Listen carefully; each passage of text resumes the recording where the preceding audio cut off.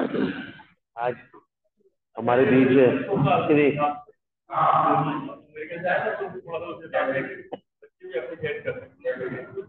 जी सभी का स्वागत है जी। जो लोग हमारे साथ वर्चुअली जुड़े हुए हैं और जूम से जुड़े हैं उनका भी स्वागत है। और आज का जो टॉपिक है, दुखों से निवृत्ति कैसे। हर आदमी सुखी है, हर आदमी दुखी भी है।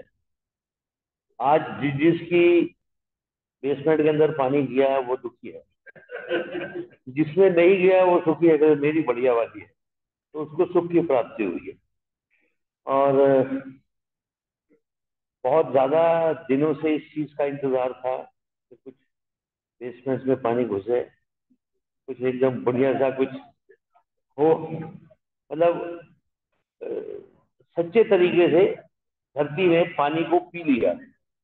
अब 2-4 दिन मौसम जो है बहुत बढ़िया रहेगा, एसी भी आपके बड़े अच्छे काम करेंगे। तो सुख दुख ये चला रहता है, लेकिन दुख से किस प्रकार से हम अ, चालू हो गया, दुख से, प्रॉब्लम से छुटकारा किस प्रकार से पाया जा सकता है, इस पे अगले 45 मिनट तक जो है आचार्य इंद्रदेव जी सत्यनिष्ठ, सत्यनिष्ठ मतलब कि जो कुछ ये बोलते हैं सत्य ही बोलते हैं, चाहे बुरा लगे चाहे अच्छा लगे। तो और हमारे बहुत पुराने जो विद्वान हैं उनमें से आप एक हैं। जब हमारी आर्य समाज नई नई बनी थी तब से ही ये आ रहे हैं, और इनकी यूट्यूब पे एक बहुत लंबी सीरीज बन चुकी है, और उसमें भी आप जाके इनको देख सकते हैं इनके नाम से। बच्चे खासतौर पे अप्रिशिएट करते हैं, हाँ बच्चे, क्योंकि इनकी भाषा बहुत सरल रहती है, बहुत सरल रहती है। धन्यवाद जी। ऐसा है, मैं दुबई रहा हूँ 22 साल। तो जितने मेरे करीब 150 यजमान वहाँ दुबई शारजाह में बने 20 साल, वो सभी बच्चों से कनेक्टेड परिवार था। और यहाँ पर भी दिल्ली में भी सभी बच्चे ही मुझे लाइक करते हैं, हालांकि मैं उनको ही गाइड करता हूँ, डायरेक्ट करता हूँ, बहुओं को डायरेक्ट करता हूँ। तो फिर भी बहू ही फोन करके बुलाती है कि आचार्य जी आपने, तो थोड़ा सा तरीका अपना सरल होना चाहिए। 7:50 तक ठीक है, सीधे बैठ करके। देखिए, जो टॉपिक आज का है उसका एक पार्ट ये भी है कि हम ईश्वर का ध्यान करते हैं। तो हम संध्या भी कर लेते हैं, हवन भी कर लेते हैं, कई सारी चीजें, लेकिन ब्रह्म यज्ञ में ईश्वर का ध्यान करना अति आवश्यक। बहुत से लोग कहते हैं कि जी हम संध्या करते हैं, गायत्री मंत्र का जप करते हैं। तो मैं उनसे एक प्रश्न पूछता हूँ, क्या आप ओम का जप करते हो? क्या ओंकार उपासना करते हो? क्या ऋषि ने लिखा हो? कहते हैं जी वो तो मंत्र के पहले बोल देते, या 2-3 बार पहले बोल, उतना पर्याप्त नहीं। ओंकार ईश्वर का नाम है, इसलिए सबसे पहले ईश्वर से मुझे मंत्र तो बाद में आएगा मेरे। यदि मैं कनेक्ट नहीं हुआ ईश्वर से तो मंत्र का कोई भाग मुझे प्राप्त नहीं। इसलिए ओंकार उपासना बहुत महत्वपूर्ण। तो उसका अभ्यास मैं हमेशा कराता हूँ, आज भी करा रहा हूँ। कैसे करना है? कहीं पर भी आप बैठे, सोफे बैठे, नीचे बैठे, कैसे भी हाथ को ऐसा बाइंड कर दीजिए, अपने हाथ सामने रख लीजिए नीचे, सीधे बैठेंगे, कमर गर्दन सिर एक सीध में रखना है, लेकिन बॉडी को स्ट्रेच नहीं करना। अब आंखें बंद करके अपनी श्वास और प्रश्वास पर ध्यान दें। फील करना है कि मैं श्वास ले रहा हूं और मैं श्वास निकाल रहा हूं।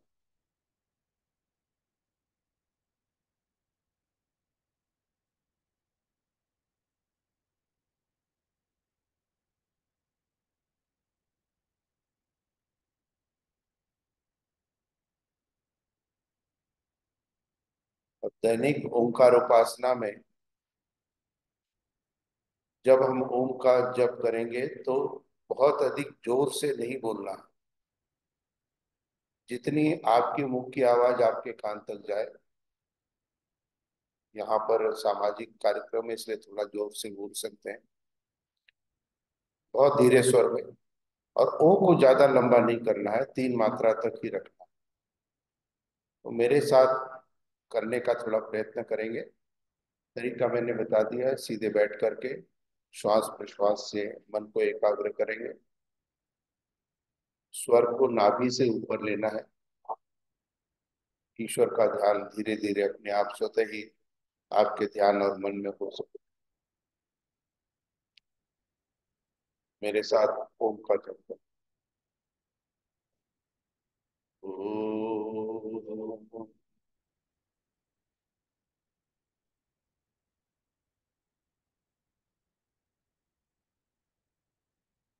आपका वॉल्यूम बहुत कम होना चाहिए और ओ को भी ज्यादा लंबा नहीं करना, थोड़ा शॉर्ट।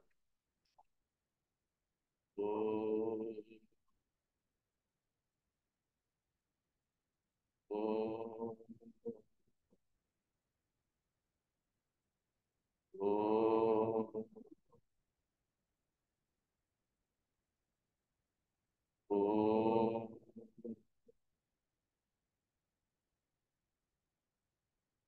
ओम। ओम। ओम। ओम। ओम। ओम। ओम। अब मन में अपने लिए प्रार्थना करें, जो आज की आपकी आवश्यकता है। जो आपने प्रार्थना की है उसके लिए आप क्या कार्य करेंगे, उसका संकल्प मन में धारण करें।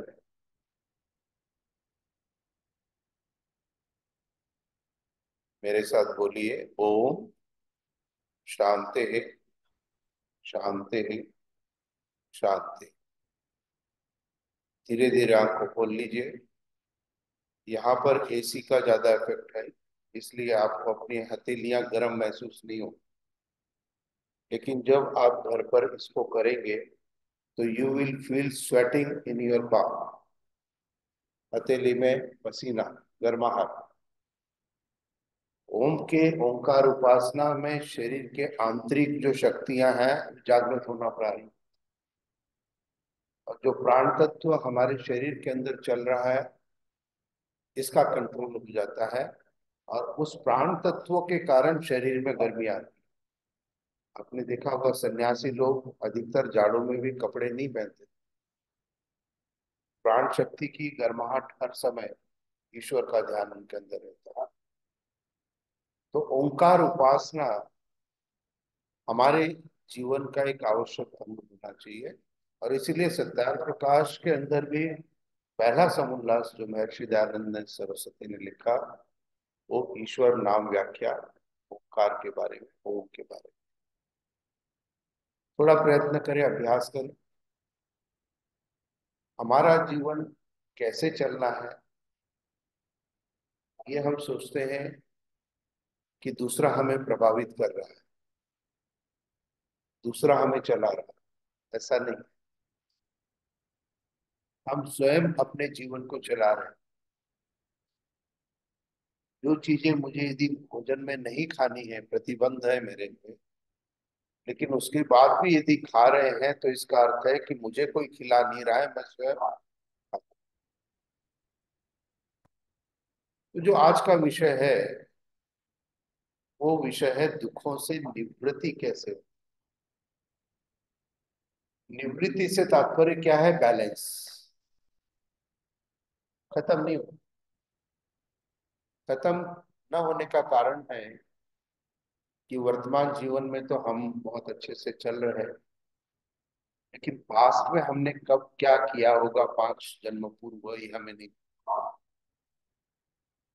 और जैसे महाभारत में लिखा है, अवश्य में वो भोक्तव्यम कृतम कर्म शुभ अशुभम, कि हमारे किए गए शुभ और अशुभ कर्म का फल हमें आवश्यक रूप से प्राप्त, अवश्य लगा, डेफिनेट है। अब जाने अनजाने में हम पाप कर्म करते रहते हैं, जाते रहते हैं, और उसका फल हमें सुख या दुख के रूप में प्राप्त। लेकिन ये दुख है क्या वास्तव में, इसको भी समझना बहुत अधिक जरूरी है। दुख अच्छा है जीवन के लिए या खराब है, बताइए, बताइए। एक व्यक्ति ने मुझे कहा, फोन किया कि आचार्य जी, मैंने पूछा भी कैसे, क्या हालचाल है, कहते हैं आचार्य जी बुखार आ गया 2 दिन से। मैंने कहा ईश्वर को धन्यवाद किया तुम। कहते हैं आचार्य जी आपने ठीक से सुना नहीं, मैं कह रहा हूं कि मुझे बुखार आ गया है। मैंने कहा भाई तुम्हें बुखार क्यों आ गया है, इसके बारे में तुमने सोचा है?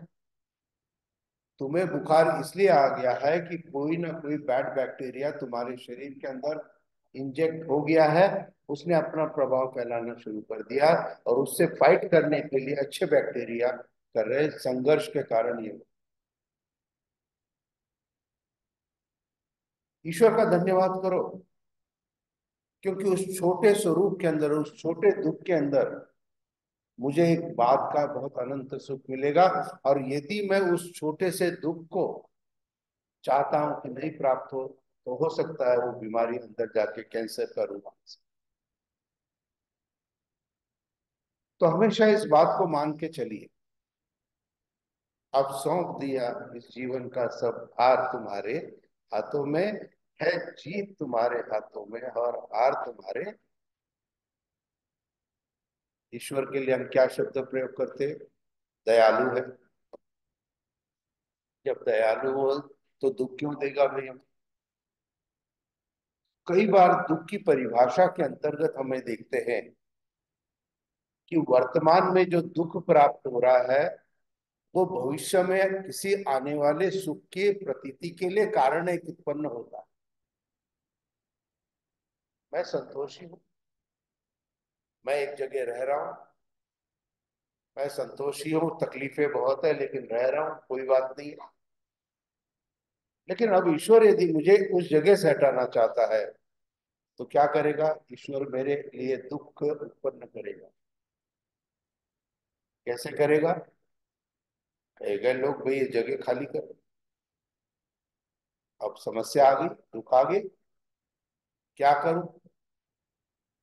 और ये प्रैक्टिकल है, यदि आप ईश्वर की उपासना में सच्चे ईश्वर के भक्त है, तो ऐसी परिस्थितियां आपके लिए एक शुभ अवसर लाती है, प्रदान करती है। आपके पास में 1 महीने के अंदर कोई ना कोई व्यक्ति आ जाएगा, कहीं ना कहीं आपकी और भी अच्छी व्यवस्था, जो पहले आप अभाव में चल रहे थे, उससे अच्छी व्यवस्था आपको प्राप्त। अब मैं संतोषी था इसलिए मैं नहीं हटना चाह रहा, लेकिन ईश्वर मुझे हटाना चाह रहा। इसलिए ईश्वर ने क्या किया? मुझे दुख दिया। अब उस दुख का मैंने क्या किया? मैंने जैसे ही दुख प्राप्त हो गया, मैंने उसका बवाल मचाना शुरू किया, और भी दुख। अब ईश्वर मेरे साथ नहीं।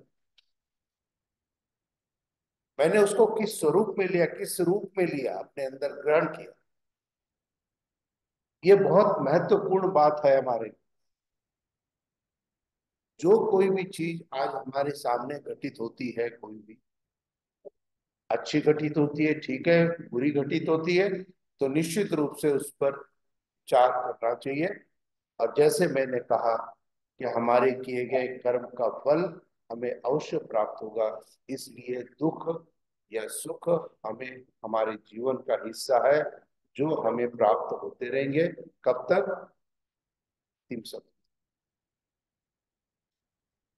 यज्ञ में, ब्रह्म यज्ञ में भी हम इंद्रिय स्पर्श मंत्र करते हैं, और देवी यज्ञ हवन के जब प्रारंभ करते हैं, क्योंकि संध्या में भी अंग स्पर्श है, और हवन के समय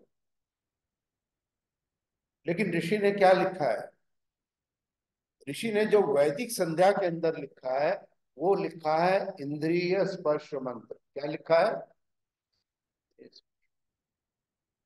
और जो हवन के समय हम करते हैं वो क्या है? अंग स्पर्श मंत्र है। देखिए कितनी व्यापकता है। यदि हम इसको समझते हैं तो मैं अपनी इंद्रियों के बारे में सोच रहा हूँ, विचार कर रहा हूँ कि मेरी इंद्रियां पवित्र हैं, अंदर से मैं। और यज्ञ में मेरी शारीरिक बाह्य इंद्रियां शुद्ध हो, परिष्कृत हो, ये आवश्यक हो। अब जो यज्ञ के अंदर हम कामना पूर्ति के लिए, उसमें कामना ये भी है कि दुखों से मुझे निवृत्ति चाहिए भाई, मैं हवन कर रहा हूँ। पहला संकेत क्या मिला? पहला संकेत मिला अंग स्पर्श मंत्र में, मुंह, नाक, आंख, कान, हाथ और पैर। पैर में नहीं करते, ना घुटनों पे करते, बल्कि जंघाओं पे करते। किस पर? जंघाओं। तो जंघाओं में शक्ति होती है। तो ये सारी के सारे जो शरीर के अंग है मेरे, नाक, आंख, कान, हाथ और पैर, इनसे हम अच्छे भी काम कर सकते हैं और बुरे भी कर सकते हैं। नहीं कर सकते? बोलो बेटा। हाँ, हाथ से हम अच्छा भी कर सकते हैं और बुरा भी कर सकते हैं। हाँ, ठीक है। तो ये, अब आपने जल क्या लिया अपने हाथ में? जल ईश्वर का स्वरूप। कितनी गहराई के अंदर हम जा रहे हैं। बाहर बाहर हम चल रहे हैं, इसको और अंदर जाना। अब जल ईश्वर का स्वरूप था, उसको मैंने टच करके, हाथ में लगा करके मैंने क्या किया? मेरे मुख की पवित्रता, ये सभी अंग जिनसे मैं अच्छे कर्म ही करूंगा। कब तक? फॉर 24 आवर्स, क्योंकि अगले दिन फिर यज्ञ मुझे करना। या सुबह किया है इंद्रिय स्पर्श मंत्र, शाम को भी करना है। सुबह भी यज्ञ करना है, शाम को भी यज्ञ करना है। दोनों समय यज्ञ क्यों करना है? वैदिक संध्या भी दोनों समय क्यों करनी है? वो इसलिए करनी है क्योंकि सुबह के समय जो आप करते हो संध्या या यज्ञ, उसका प्रभाव सायंकाल तक ही रहता है, उसके बाद समाप्त। सायंकाल तो फिर से याद। तो सायंकाल को की गई संध्या या यज्ञ का प्रभाव कब तक रहेगा? अगले दिन प्रातःकाल तक रहेगा। तो 24 आवर्स तक आप सिक्योर्ड है। कैसी भी स्थितियां हो, कोई भी परेशानी हो, कुछ भी हो। जब मेरे अपने व्यक्तिगत जीवन में प्रारंभ में, जब मैंने कार्य प्रारंभ किया था, अभी 70 वर्ष मेरे कंप्लीट होने वाले हैं फरवरी में, 5 महीने बाद में। तो जब मैंने प्रारंभ किया था 20-25 वर्ष में अपने कार्य को, अनेकों समय में बड़ा डिस्टर्ब हो जाता। किसी ने कुछ कह दिया, आगे बढ़ रहे भाई, हम तो ठीक चल रहे, अगला आके रुका दिया, अगले आके कर दिया, बुराइयां कर रहे, ये कर रहे, मैं डिस्टर्ब। मैंने क्या किया? मैंने एक दिन सोचा, मैंने कहा ऋषि दयानंद क्या किए। तो मैंने ये अनुभव किया उनकी जिंदगी में। ऋषि दयानंद ने जो भी उनके साथ प्रतिकार किया, किसी ने बुरा किया, उससे वो उलझे नहीं। हम क्या कर रहे हैं? हम उलझ रहे हैं। और उलझने का परिणाम क्या हो रहा है? दुख के रूप में प्राप्त हो रहा है। तो ऋषि दयानंद क्या सोचते थे कि जो बुराई कर रहा है वो उसकी आदत है, उसका स्वभाव है। मेरी जो आदत है, मेरा जो स्वभाव है, मेरे साथ। तो दुख हमको किसी भी रूप में यदि प्राप्त होता है। कुछ दिन पहले एक आर्य समाज की प्रधाना जी हॉस्पिटल में थी, मैंने फोन किया, कहते जी किडनी में स्टोन हो गया था। तो मैंने उनको एक मैसेज बाद में भेजा। मैंने कहा भविष्य में उत्तम स्वास्थ्य के लिए वर्तमान की विषमताओं का दूर होना आवश्यक है। तो फोन आ गया, आचार्य जी रिलैक्स हो गई। पहले तो हाय हाय कर रही थी, पता नहीं क्या हो गया। तो हमेशा इस बात को ध्यान में रखिए, कोई भी विपरीत स्थिति जिसको आप दुख कहते हो, वो दुख की स्थिति यदि आपने स्वयं के कारण उत्पन्न नहीं की है, तो वो किसकी व्यवस्था है? ईश्वर की व्यवस्था। इसलिए हमें उससे अब उस दुख को क्या करना है? पॉजिटिव वे में तो हमने ले लिया, लेकिन आज का जो विषय है, दुख से निवृत्ति कैसे हो, बैलेंस कैसे करें। ईश्वर स्तुति प्रार्थना उपासना का पहला मंत्र, विश्वानि देव सवितर दुरितानि परासु यद भद्रम तन्न आसु। याद है ना बेटा पूरा? हाँ। इसका अर्थ में क्या बोलते हैं हम लोग? आप कृपा करके हमारे दुर्गुण दुर्व्यसन और और दुखों को दूर कर दीजिए। क्या लिखा है? दुखों को दूर कर दीजिए। जब मैंने थोड़ा एक बार समझ में आया मेरे, मैंने कहा ये ऋषि ने लिख दी है, जबकि ऋषि दयानंद सरस्वती तो कर्मफल सिद्धांत को मानते हैं वेद के अनुसार। फिर यहाँ प्रार्थना के रूप में क्यों दिया है? देखो, ऋषि दयानंद सरस्वती यदि और भी 20 30 50 साल और आगे चलते हमारे साथ, तो सारा ब्लैक एंड व्हाइट हमारे सामने। दुर्भाग्य है, लेकिन संकेत समझना चाहिए। अब यहाँ पे लिखा दुखों को दूर कर दीजिए, लेकिन कर्मफल सिद्धांत को भी मान रहे हैं। दोनों एक विपरीत परिस्थिति हो गई। तो दुखों को कैसे ईश्वर दूर करता है?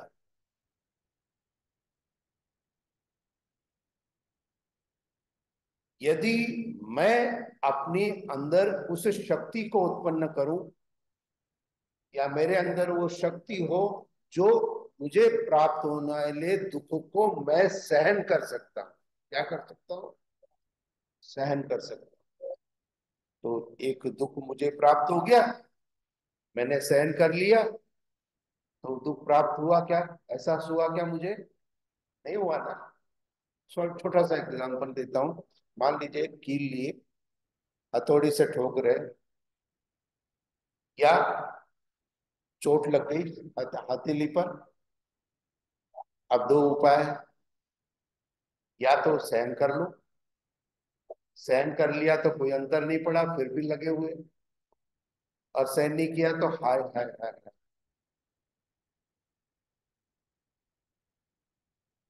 सहन करने की शक्ति को प्राप्त करना दुखों को दूर,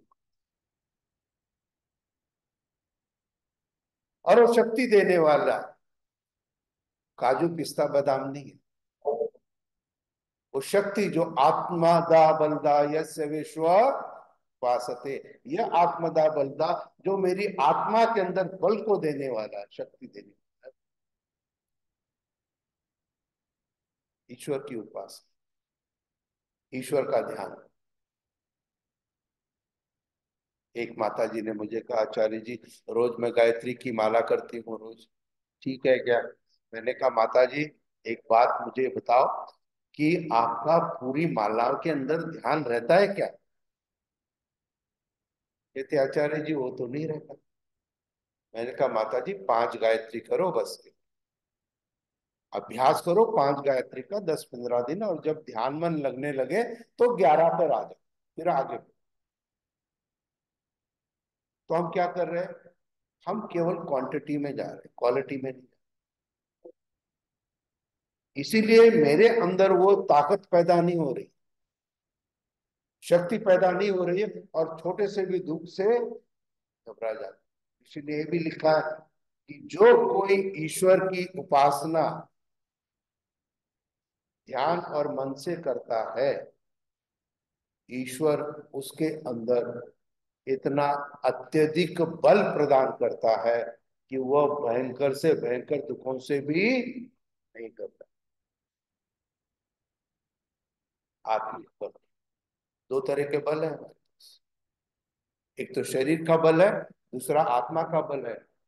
शरीर का बल तो मैं जिम जाने एक्सरसाइज कर रहा हूँ, अच्छा खाना खा रहा हूँ, शरीर ताकतवर बन रहा है। लेकिन आपने देखा होगा 6 फीट का भी आदमी पहलवान हो, शरीर बलवान है, लेकिन थोड़ी भी विपरीत परिस्थिति आ जाए तो घबरा जाता। तो शारीरिक बल तो प्राप्त है, लेकिन आत्मिक बल उसे प्राप्त नहीं है। और आत्मिक बल जिसे प्राप्त होता है, उसके सामने भयंकर से भयंकर दुख आते हैं, वो उनसे नहीं घबराता है। अब क्यों नहीं घबराता है? क्योंकि दुखों से निकलने का भी एक रास्ता होता है या नहीं होता, बताइए। Every problem has a solution, बोल दिया बेटे। तो हर प्रॉब्लम का सॉल्यूशन है, लेकिन मुझे सॉल्यूशन दिखाई नहीं दे रहा है, तो क्या होगा? दुख प्राप्त हो जाएगा। और मुझे यदि सॉल्यूशन दिखाई दे रहा है, तो मुझे दुख प्राप्त नहीं होगा। अब सॉल्यूशन कैसे मिलेगा? ईश्वर की तरफ से। निवृत्ति दुखों की ईश्वर की तरफ से होगी, जो मेरे दुखों को दूर कर दीजिए। ये होगी मेरे मस्तिष्क के अंदर, मेरी बुद्धि के अंदर एक विचार मन में उत्पन्न होगा कि भाई ये परिस्थिति है, इसके लिए ऐसा ऐसा करना होगा। चल दिया रास्ते। दूसरा उपाय, कोई व्यक्ति आकर के आपके उस दुखती रग के लिए कोई उपाय आपको दे जाएगा। वो उपाय उसका नहीं है, वो ईश्वर द्वारा प्रदत्त है उसके लिए, आपके लिए। तो दुख तो कभी भी खत्म नहीं होंगे, समाप्त नहीं होंगे। इसलिए क्योंकि हम प्रत्येक दिन कर्मफल में करते हैं, अच्छे भी कर्म होते, बुरे भी कर्म होते, तो उसका तो फल आवश्यक रूप से प्राप्त होना होता रहेगा। लेकिन जब ईश्वर की उपासना में हम जाते हैं, तो धीरे धीरे हमारे अंदर आत्मिक बल पैदा होना प्रारंभ होता है, और वो आने वाले दुखों को सहन करने की शक्ति देता है। ये निवृत्ति का एक उपाय है जो दुख के दूर करने के लिए हम कर सकते हैं। कंडीशन है, क्वांटिटी नहीं चाहिए, क्वालिटी चाहिए। कितने टाइम तक आप करते रहे ये महत्वपूर्ण नहीं है, कितने समय आपने ध्यान और मन लगाया ये महत्व। और इसीलिए जो आज मैंने एक प्रक्रिया ओंकार उपासना में आपको कराई, कि आपको बैठ करके सामने रखिए, सीधे बैठिए, आंखें बंद करिए और अपनी श्वास और प्रश्वास को देखना प्रारंभ करिए। अब क्या होगा इससे? इससे ये होगा कि जो मेरा एक विचार था कि मैं टीवी देख रहा था और संध्या का समय हो गया, टीवी बंद कर दिया मैंने, लेकिन अभी भी वो मैच का वो हिस्सा मेरे दिमाग में है, कैसे निकालूं उसको? उसके लिए इस प्रक्रिया को करना आवश्यक है, कि जो भी कुछ है दिमाग के अंदर उससे निवृत्त हो जाएंगे। उसके बाद एक प्योरिटी बात आ जाएगी, और उसके लिए हमें श्वास प्रश्वास को करना चाहिए। गारंटेड उपाय है। जिनकी हेल्थ के अंदर भी प्रॉब्लम है, जिनका कंसंट्रेशन नहीं ले बच्चों का स्टडी के अंदर, जिनके ऊपर हमारा ध्यान मन लगा के हम प्रार्थना करते हैं लेकिन मन नहीं लग रहा है, उनके लिए ये उपाय है, गारंटेड उपाय है। आपके अंदर वो सिर्फ श्वास प्रश्वास को केवल अनुभव करना है, बैठना है, और उसको करने से आपकी धीरे धीरे आंतरिक क्षमता शांत हो जाएगी, उद्वेग शांत हो जाएंगे, और एक सरलतम रास्ता आपको मिलेगा। एक किसी व्यक्ति ने मुझे पूछा, भाई आचार्य जी इसको प्रत्येक दिन यदि करना है तो कितने समय करना है? मैंने कहा जितनी तुम्हारी उम्र है उतने मिनट तक प्रत्येक दिन बैठना।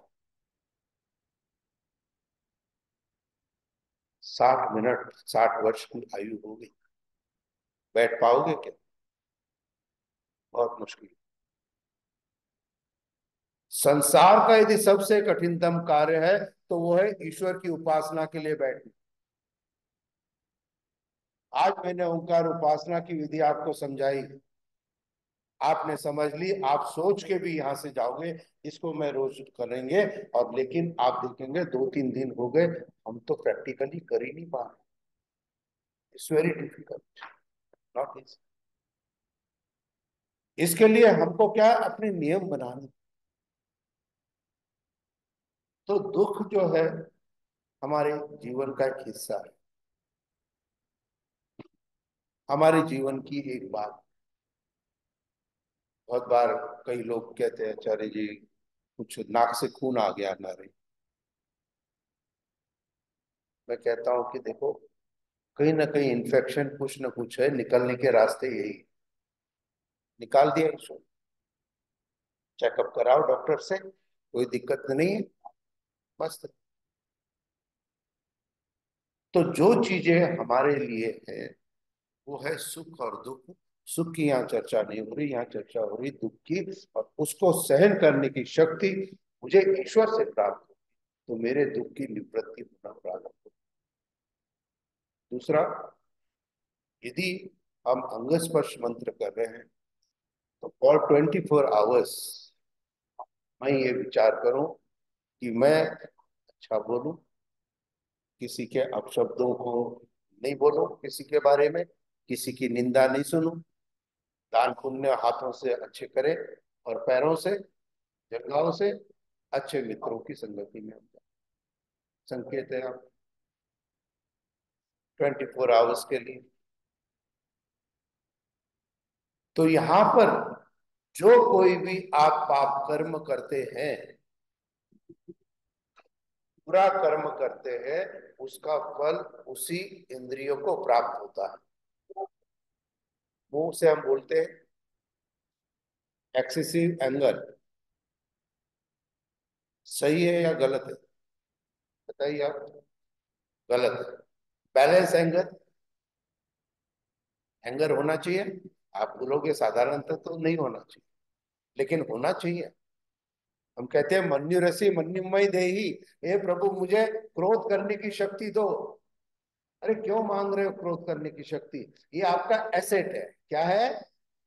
क्या है? एसेट है, लेकिन उनका आपने बैलेंस नहीं किया। ये सारा एसेट है।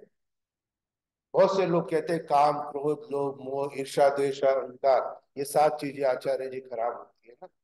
मैंने कहा ये खराब होती है जी, तो ईश्वर ये देता ही नहीं, ये ईश्वर द्वारा प्रदत्त है। एक 4 साल के बच्चे में भी एक क्रोध की बात है, अहंकार की बात है, ये सभी चीजें हैं हमारे अंदर भी, कॉमन फॉर एवरीवन।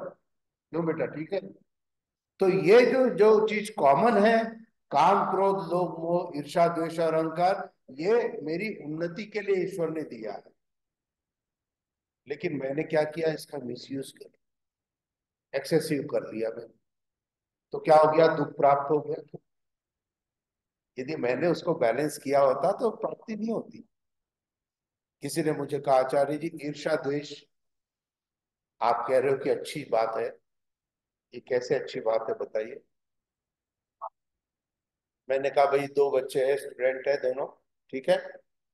एक बच्चा और फर्स्ट और सेकंड दोनों आ रहे हैं, एक बच्चा फर्स्ट आ गया, दूसरा रह गया पीछे, तो उसके अंदर क्या उत्पन्न हो जाएगी? ईर्ष्या उत्पन्न हो जाएगी। अब उसके पास में 2 रास्ते, एक सही रास्ता है, एक गलत रास्ता। सही रास्ता क्या है? कि वो उस बच्चे से भी ज्यादा पढ़ाई करे और अपने आप को आगे लेके जाए। इसीलिए ईर्ष्या उत्पन्न होती है किसी के। भाई तुमको भी आगे बढ़ना है, ईर्ष्या उत्पन्न नहीं होगी व्यक्ति आगे नहीं बढ़ सकता। तो ईर्ष्या तो होती है, बिजनेस में लोग काम करते हैं, कंपटीशन है, मुझे आगे जाना है, I have to work hard. तो ईर्ष्या उत्पन्न हो जाती है, तो उसका बैलेंस क्या है? बैलेंस है कि मैं भी श्रम करके उससे आगे बढ़ सकूं। और इम्बैलेंस क्या है? दुख कैसे प्राप्त हो जाएगा? यदि मैं उसके लिए उसकी टांग पकड़ के पीछे खींचना शुरू करूं, मैं उसको डिस्टर्ब करूं, तो वो तो डिस्टर्ब हो ही रहा है, मैं भी डिस्टर्ब हो जाऊंगा, मेरी भी पढ़ाई तो आगे बढ़ेगी। तो ये सारा का सारा जो ज्ञान है ना, ये ऋषि दयानंद ने अपने उन संकेतों में दिया है जो उन्होंने अपने ग्रंथों में लिखा है। और उसका सबसे बढ़िया उदाहरण सरदार कोरोना से भी बहुत पहले वेद प्रचार मंडल का जब मैं अधिष्ठाता था, तो मैंने पश्चिमी दिल्ली में पार्कों के अंदर सत्यार प्रकाश की क्लासेस करना शुरू कर। हर समाज के 35 समाजों में 5-5 दिन की क्लासेस मेरी हो चुकी। मतलब 200 व्याख्यान केवल मेरे सत्यार प्रकाश के ऊपर हो चुके। ये चीजें हमारे सामने हैं, लेकिन मुझे ताज्जुब होता है हम में से शायद ही कोई इसको पढ़ता है, या शायद ही किसी ने इसको पूरा पढ़ा। कारण क्या है? कारण ये है कि इसको कठिन लगता है हमको। और कठिन लगने का एक कारण है जिससे आपको ये कठिन लगता है। पहला समुल्लास, वो ईश्वर नाम व्याख्या, बहुत ज्यादा संस्कृत के शब्द है। और पहला चैप्टर खोलते हैं हम, कठिन लगता है, बंद कर दिया। जो एक बार बंद हुई तो बिल्कुल। कैसे आप सत्यार प्रकाश पढ़ेंगे? मैंने यहाँ भी सत्यार प्रकाश की क्लासेस एक बार की है, उपस्थिति कम रही, वो बात अलग है। तो क्या है, इसका कोई भी पेज ऐसे खोल लीजिए, हिंदी जो लिखा हुआ है उसको पढ़ लीजिए, बस आज का चैप्टर खोल, अगले दिन फिर कोई पेज खोल लीजिए, फिर उसको पढ़ लीजिए। आपने एग्जाम नहीं देना, आपने ज्ञान प्राप्त करना है। तो मैं कोई भी पेज खोल लूं और उसमें से मैं पढ़ लूं और प्राप्त हो जाएगा। और जो भ्रांति एक लोगों को है कि भाई हम दुख से कैसे निकलेंगे, तो इससे निकलोगे।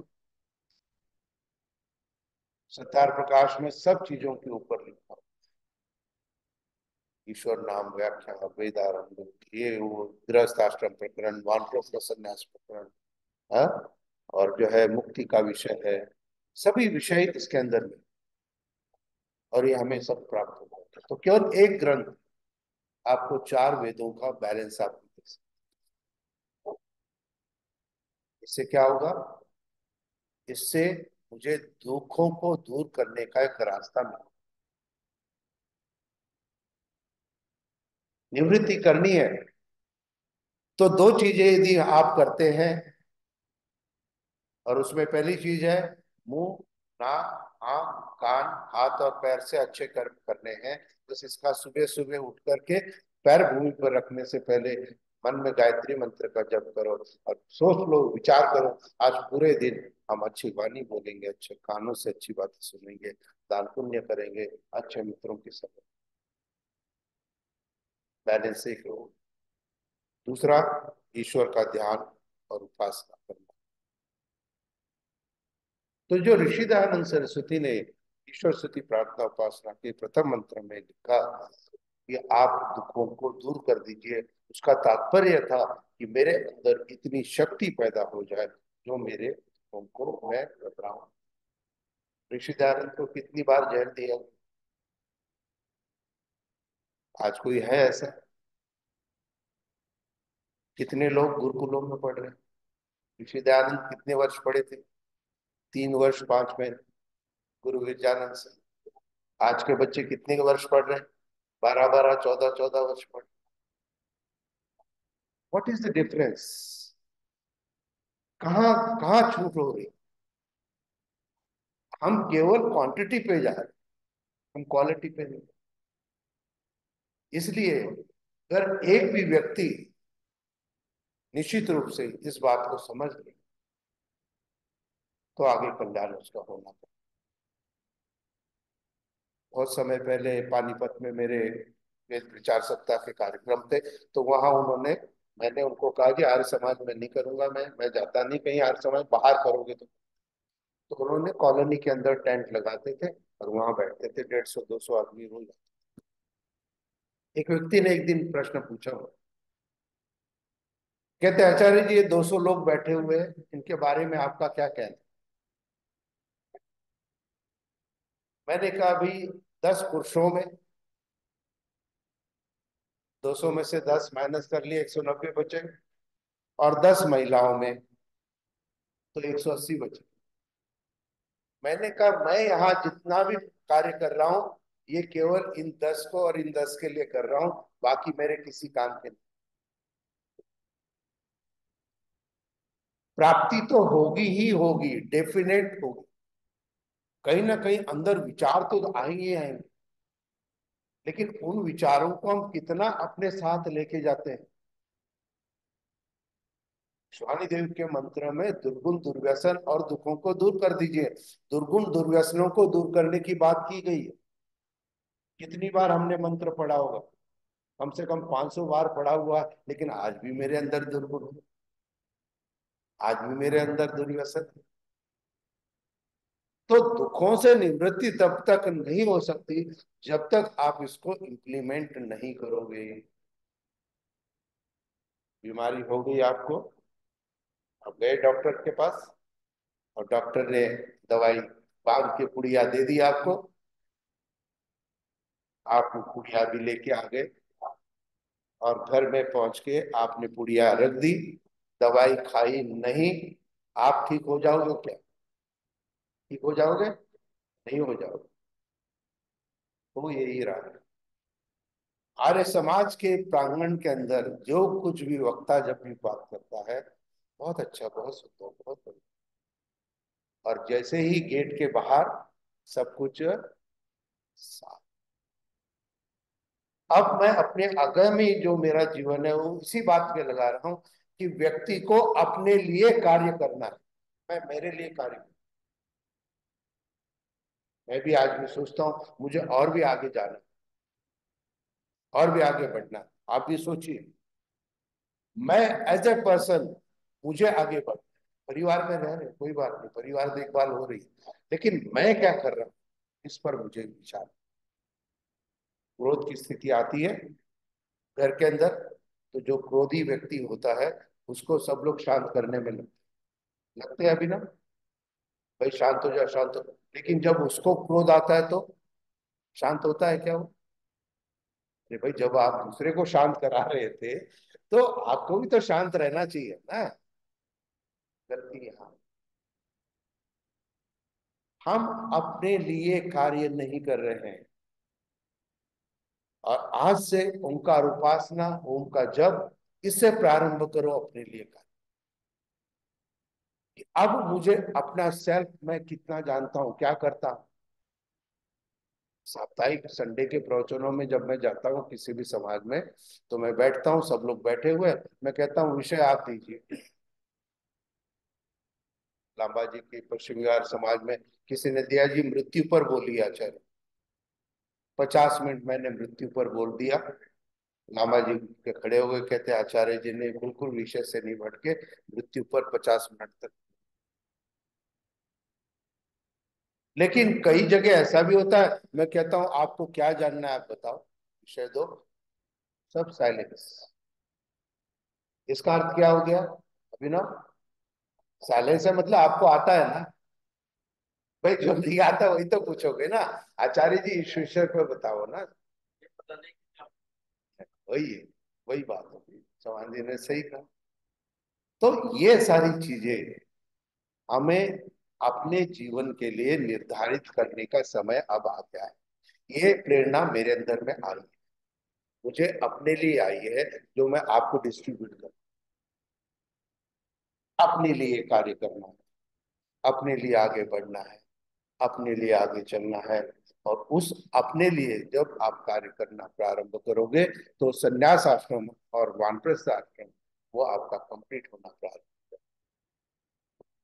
सन्यासी क्या करता है? समाज के लिए कार्य करता है, लेकिन एक और निर्देश सन्यासी को है, भाई तुमने ईश्वर के साथ अपने आप को जोड़ना है।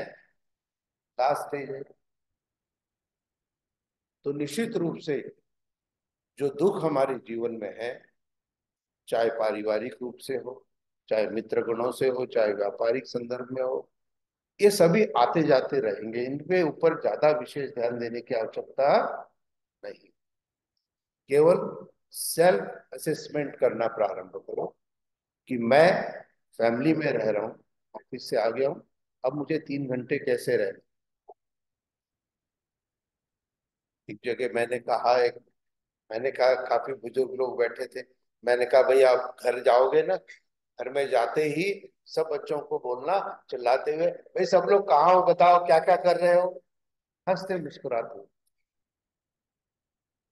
नहीं तो क्या होता था कि दादी जी पहुंची घर में, दादाजी पहुंचे घर में, और फिर डांटना शुरू कर दिया एक फिर।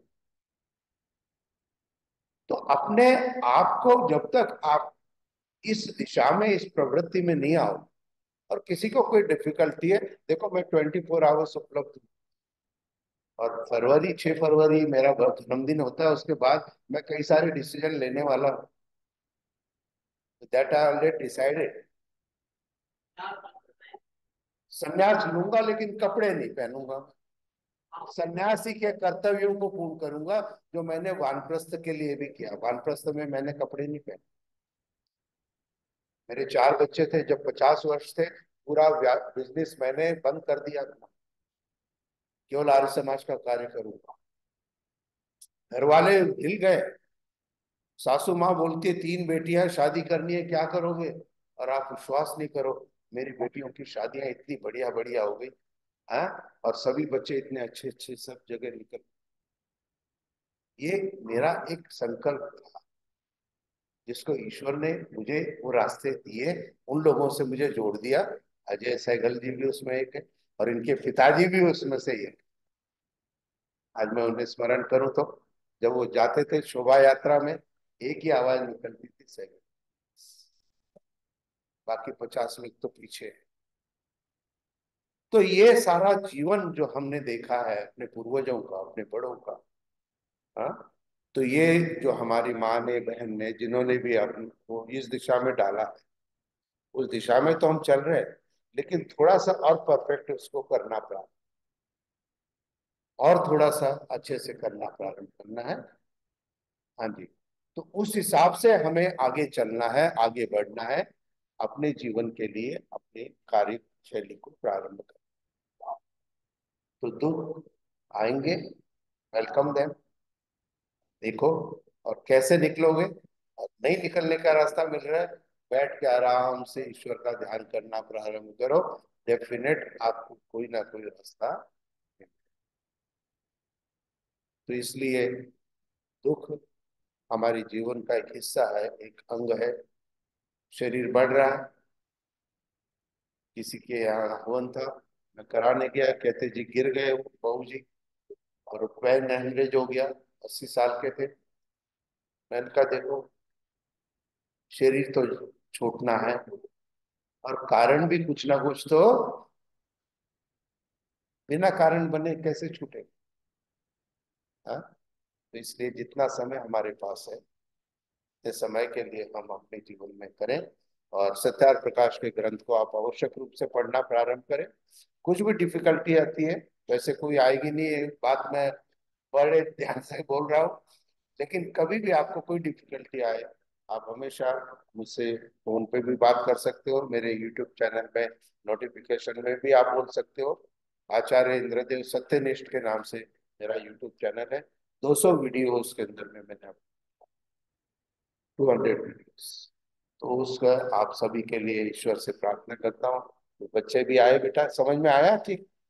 अब शांति पाठ के बाद मैं तुम्हारी क्लास लेने वाला हूँ, तुमसे पूछूंगा मैंने क्या क्या बताया। ठीक है? हैं? देखो, बच्चों के साथ हम आगे चले। आपका बहुत बहुत आभार। और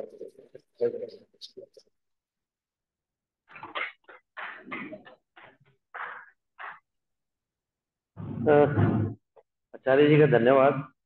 और उन्होंने कहा जी कि दुख तो आएंगे ही। सबसे बड़ा दुख होता है घर में किसी की डेथ हो जाए, रोना, ये वो, कुछ और समझ में नहीं आता, सबसे बड़ा दुख होता है। शिव कुमार शास्त्री जी अलीगढ़ से एमपी रहे हैं जी। और वो एमपी होने के साथ साथ आर्य समाज में प्रवचन देने भी जाते थे। उनकी मुझे बात अभी तक भूलती नहीं है कि मौत का जिंदगी पे कितना बड़ा एहसान है। मौत का जिंदगी पे कितना बड़ा एहसान है। अगर लोग मरेंगे नहीं तो आप जिंदा नहीं रह सकते।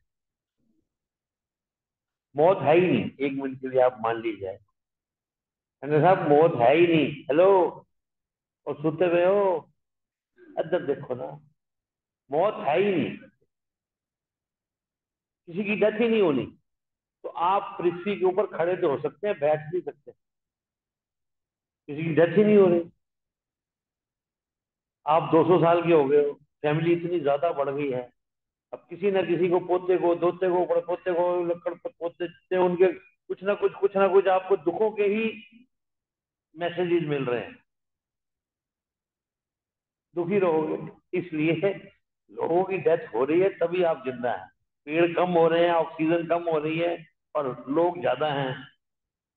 ठीक है ना जी? तो इसलिए उनको इसी तरह से पॉजिटिवली लेना चाहिए।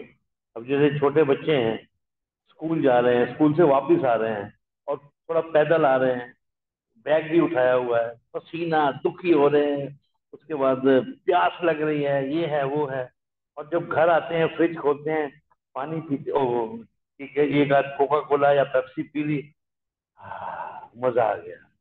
तो वो जो दुख आया है, परेशानी आई है, आपको प्यास लगी हुई थी तभी पेप्सी का मजा आया है। अदरवाइज 25 दिसंबर के आसपास कोई पेप्सी नहीं पीता ठंडी, ऑलरेडी मामला फिक्स है। तो इसलिए दुख आएंगे, ठीक है ना जी? अब सुख भी आने वाले हैं जल्दी, क्योंकि आज फिर सीताराम के भटूरे हैं। आइए।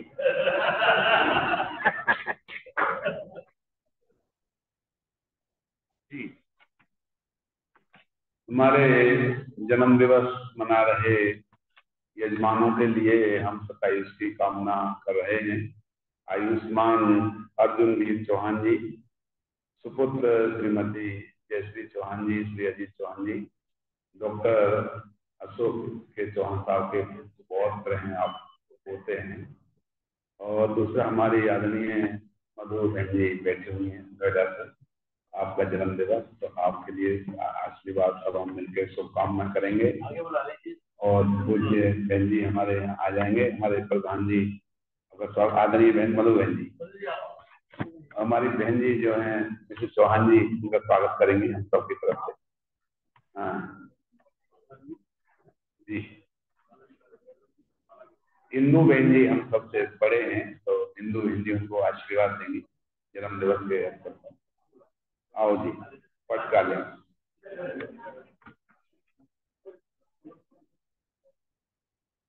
लो जी, आइए। हाँ आप आ जाइए, आप आइए। हाँ, आओ जी, चित्र रखें। बहुत बहुत मंगल कामना।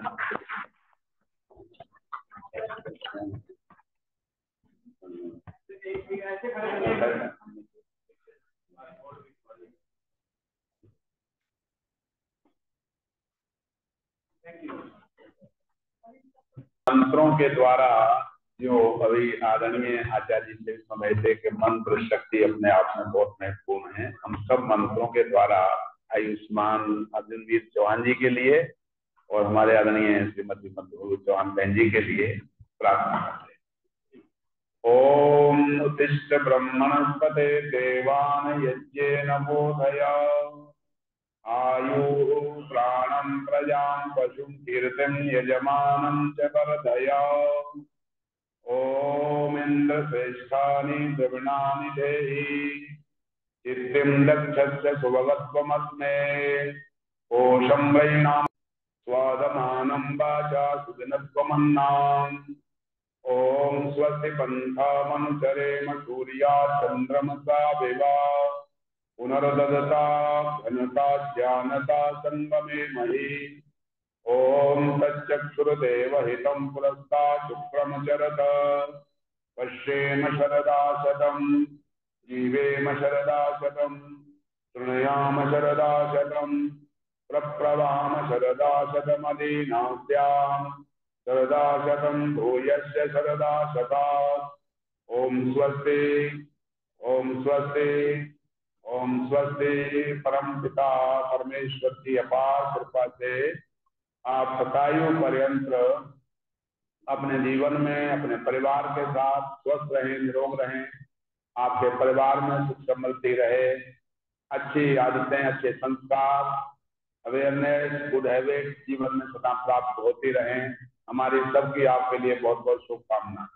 आज हमारा बड़ा सौभाग्य है कि आज हमारे आदरणीय प्रधान जी की पौत्री सोफिया जी प्रथम बार आज समाज में आई हैं, बिटिया लेकर के आए हैं।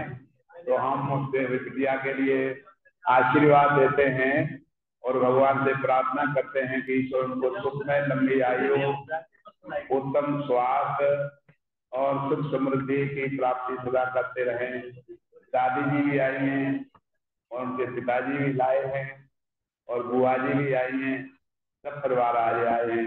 बहुत बहुत आशीर्वाद साधुवाद उनके लिए। आओ जी।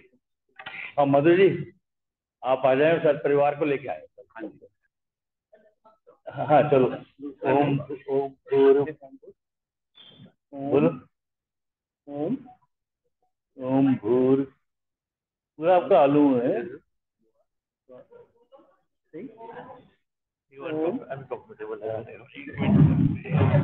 हाँ अब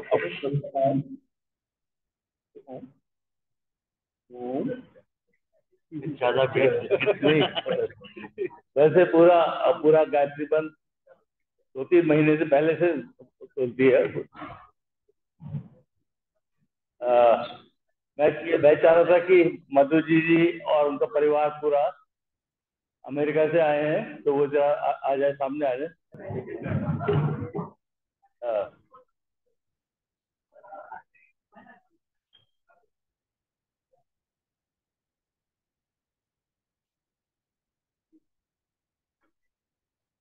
मैं इसलिए चाह रहा था कि मधु जी की बिटिया गरिमा और उनके हस्बैंड जयंत, ये दोनों अमेरिका में रहते हैं और दोनों बच्चे भी अमेरिका में ही पैदा हुए हैं और अमेरिका में ही रहे। तो ये हमेशा जब कभी इनके जन्मदिन होते हैं या अक्सर वहाँ पे अमेरिका में भी ये यहाँ की स्पीच को ज्वाइन करते हैं ऑनलाइन फ्रॉम सैन फ्रांसिस्को। तो मैं चाह रहा था कि बच्चों को हमेशा, और गरिमा तो बच्ची है हमारी, तो इनके लिए हम लोग हमेशा रखते। तो आज मैं सबके लिए चाहता हूँ कि चॉकलेट इनके हाथों से दिलवाई जाए। और आइए मिसेस जैन, आप आएंगे जरा, बच्चों को जरा। मिसेस जैन आए आप बच्चा डलवाएं। हाँ मैंने कहा था मैडम, मुझे गरिमा को लगवाओ, साइना उसका लगवाओ।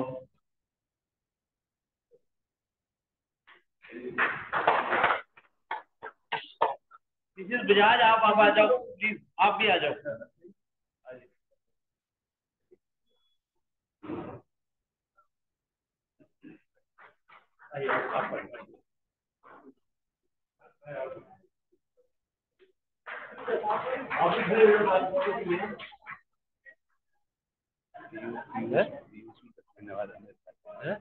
अच्छा अच्छा, आप जी आप भी आइए, 10 महीने बाद आए आप। आइए आइए आइए आइए। अमेरिका से आए 10 साल। आइए आइए, आपके लिए बता, बिना बताए चले गए थे, तो अब कम से प्रधान जी का आशीर्वाद।